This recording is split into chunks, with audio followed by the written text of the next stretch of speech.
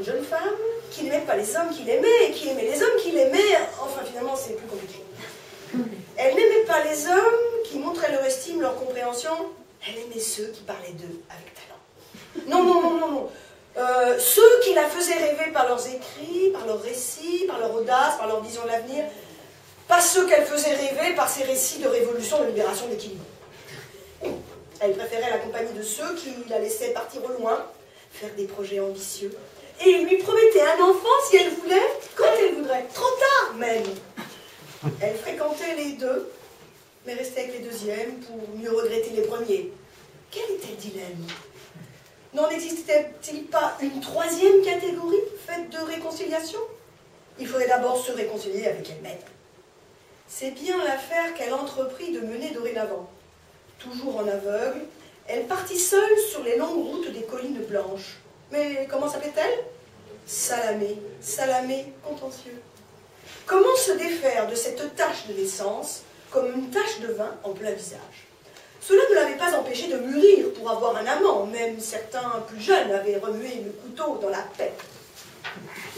Pour sortir du rabâchage, elle n'avait pas encore rencontré son couac.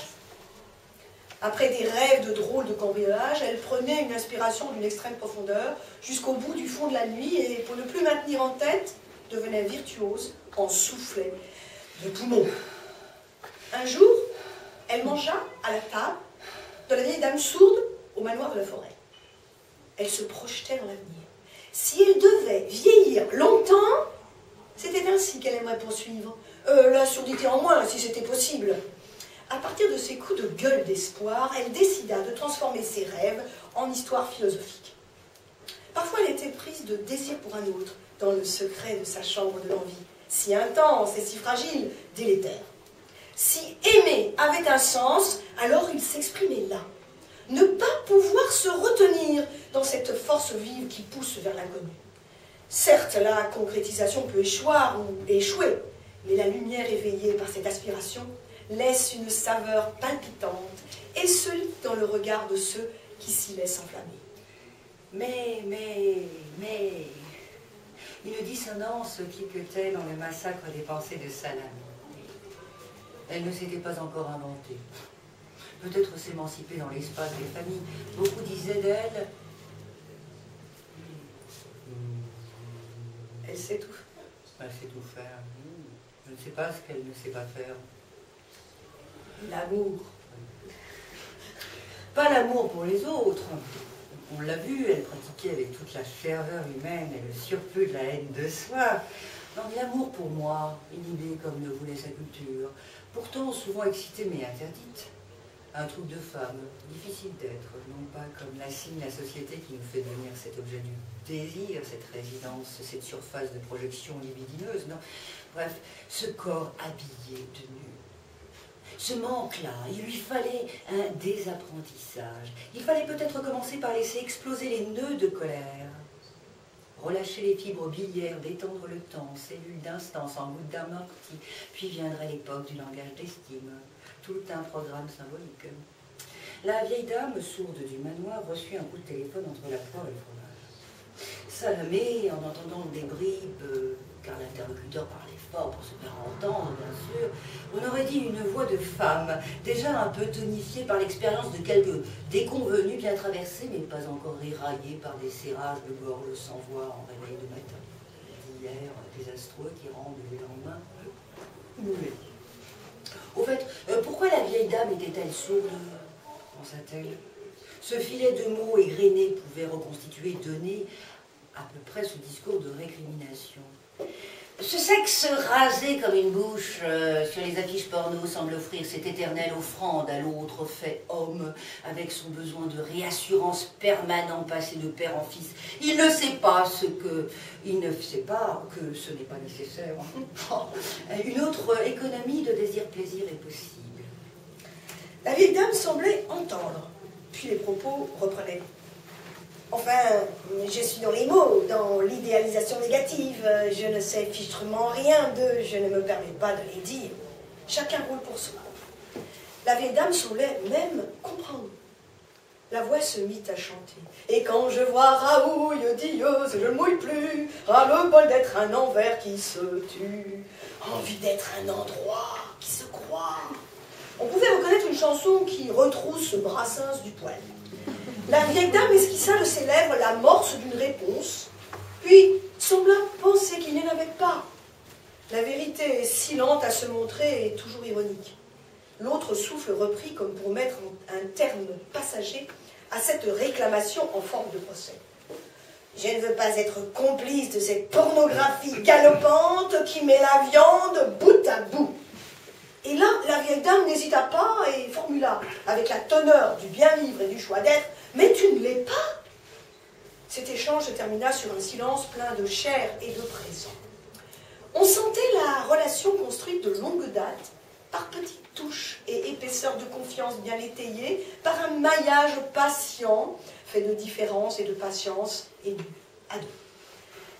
Salamé revint à elle, en quelque sorte. Elle avait traversé cette anecdote en oubliant ses propres méandres. Ils surent bien la reprendre au collet, et d'autant plus saignant que quelque chose résonnait de sa propre analyse des rapports de sexe. Lui remonta brutalement en mémoire une balade du ras-le-bol de quoi, après quelques contradictions contraignantes qu'il aurait bien fallu réviser à la baisse par la suite, car fruit d'un emportement manquant la lucidité. Elle avait fait taire cette forte blessure, non en se séparant, mais en se mettant de la belle musique en tête, et en dévorant des yeux et des narines un ramassage de couleurs d'automne et de goût de poésie. Le corps en contact avec la pluie fraîche et la terre, sous le regard des vivants des passages. Comme si de rien n'était. Elle avait ainsi compris l'importance de la tournure sur elle, la belle solitude en sollicitude. Sa question ne fut plus « qu'est-ce qui va m'arriver ?» mais « qui pourrait m'arriver ?» Forte de cette modification de perspective, elle chercha à mettre en ordre ce projet. Elle résista alors les avatars de la troisième personne, celle qui se retourne sur soi, celle qui un jour passa outre-mer, et celle qui ne savait plus qui voudrait encore du langage comme grand saut vers l'inconnu de soi. Les éléments épars de cette conversation téléphonique lui firent réaliser qu'elle n'était plus au même endroit de son rapport à soi, qu'elle avait changé. La même, car on la voyait toujours de dos, elle ciselait puisqu'elle avait avancé avec cette crise.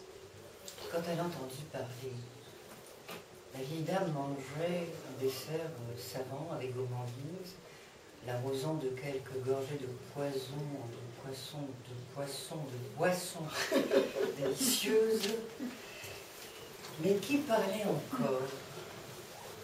Une autre parole. « Qui es-tu » s'inquiéta Salamé. Le silence des bruits de bouche couvrait son écoute attentive. Retournant la tête vers la gauche et prête à renoncer à cette quête, « Je suis toi. » « Moi ? En réconciliation ? Mais avec qui ? Je suis ton nouveau langage intérieur, celui qui apprend à dire, qui s'affirme sans violence. Elle venait de rencontrer le langage de l'estime. Toi qui rêves de me montrer un corps sans rupture, tout entier désiré, sans zone de déception, toi qui veux traverser les mensonges de soi à soi, je serai ton laboratoire d'expérimentation. Salamé s'était toujours méfié de la violence en tout genre, compris contre soi-même. Mais les nattes de nœuds de la géographie enfantine pouvaient se défaire d'un coup et devenir obsessionnelles. Là, elle comprit, sans bien le réaliser, que s'offrait l'opportunité de X. L'équilibre, elle l'avait déjà créé en périmètre pour la fragilité n'est pas une paresse. Cependant, l'équilibre, elle apprenait à le maintenir en équilibre pour tracer à la craie le bord d'où elle atteint. Toi, langage nouveau. Pour nous perdre par moments sans invasion de l'autre, la porte ouvrante venait de l'univers. Salamé engagea un dialogue avec cette voix intérieure. Mais personne ne va te croire, je vais échouer. Ce ne sera pas toujours simple, mais tu as des atouts. Ton couac, par exemple. Mon couac, oui, qui t'aidera à la conversion. Laquelle? Celle de qui se croit seul, se sent seul, ne doit pas se dévaluer. Tu n'es pas illégitime dans ton rapport au corps du monde. Ton couac est comme une sœur qui te met seule face au monde, sans intermédiaire, accrue avec la vie. C'est comme cela que tu as envie de la monter. Salamé réfléchit. Elle venait de vivre quelques moments obsédants avec la cervelle en ratiocination, moins que le plus jeune, il est vrai, mais quand même, un chant désespéré avait repris le contrôle des volutes de son esprit, une zone qu'elle avait cru oublier. Mais le passé, on ne peut le changer. Il a été, c'est une solidité. On ne peut rester au bord des larmes longtemps. J'avais un père avec lequel souvent je me suis accrochée à balcon. Je ne l'ai plus, sur le tutu. J'avais un frère avec lequel je me suis bien entendu. Je ne l'ai plus, sur le tutu. Le vent crissant, feuilletant, chiffonnant, emporta ce mot au haut des éléments. Derrière un coin de table établi en vivant se trouvait un joli petit couac. Vous savez, de la famille de ceux des premiers épisodes. Enfin, il faut les laisser se répandre sur nos peines acceptées, il les chauffe, il les apaise. Et celui-là était particulièrement dur. L'individuation n'est pas terminable tant qu'il y a de la vie. Et le couac de susurrer. Et une maman, je n'en plus. Je ne sais plus, sur le tutu. C'est alors que le langage de l'estime racla quelque peu ses voyelles et cherchant la médiation d'une ou deux significations reprises, je mets quelques syllabes juste sur les coutures saignantes d'une existence. Tu permets que je mens. Ton corps ne se soutient que de ta pensée, exploration lyrique même. Ta vie intérieure est une place forte, vivante. Habite-moi mieux. Je suis ta possibilité de t'approprier ton existence dans sa tonicité dynamique. Merci.